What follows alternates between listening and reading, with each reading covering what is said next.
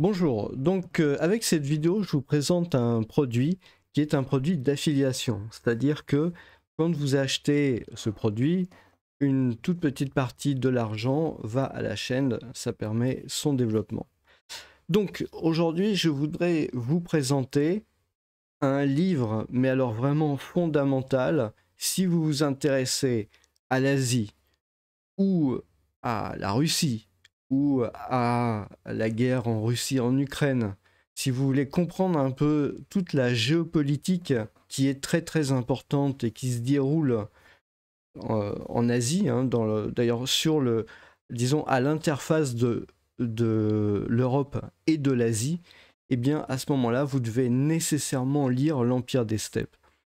L'Empire des Steppes, c'est un livre qui a été écrit par René Grousset, hein. C'est vraiment un très très bon auteur et il explique, enfin il présente l'histoire depuis très longtemps, hein, 25 siècles, de la lutte du nomade et du sédentaire. Et un des points que j'en avais retiré, un des points très très importants, en fait, c'est l'espèce de mouvement de balancier qu'il y a entre l'Est et l'Ouest. C'est-à-dire qu'on a tendance généralement, et c'est pas vraiment faux en fait, à voir deux mondes séparés. D'un côté la Chine et de l'autre côté l'Occident. Entre les deux, il y a la steppe de la Sibérie, etc. Et les steppes de manière générale. Et en fait, c'est pas tout à fait exact parce que si on regarde bien euh, l'histoire de cette partie-là du monde, qui est une histoire qui est extrêmement méconnue, en fait, vous allez vous apercevoir qu'on peut y lire énormément de choses. Ça veut dire, on peut lire une bonne partie de l'histoire de la Chine qui s'est construit un peu en opposition, si j'ose dire, en défense du mouvement des nomades. Mais bien entendu, vous pouvez lire toute l'histoire de l'Union soviétique. Je dis bien l'Union soviétique à dessein, parce que ça couvre vraiment cette zone-là. Et bien maintenant, bien évidemment, de la Russie et de toutes les problématiques que vous pouvez voir au journal de 20 heures. Donc c'est vraiment passionnant.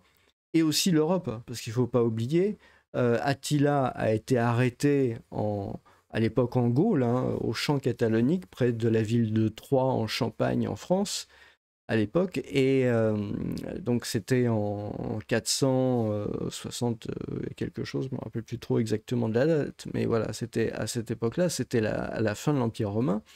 Ensuite, vous avez eu Gengis Khan. Là, pour le coup, c'était pendant le Moyen Âge, etc.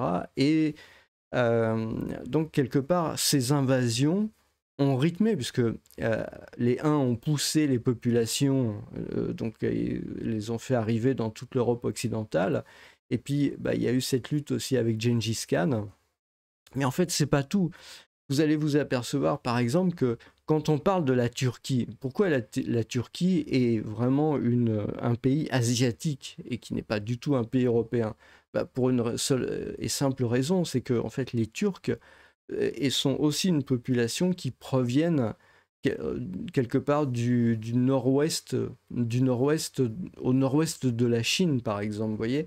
Et c'est une population qui s'est déplacée. Et c'est de manière très intéressante, c'est aussi une population qui a envahi, par exemple, qui a envahi une partie de comment dire, de l'Arabie, et puis aussi une partie de l'Afrique du Nord, hein.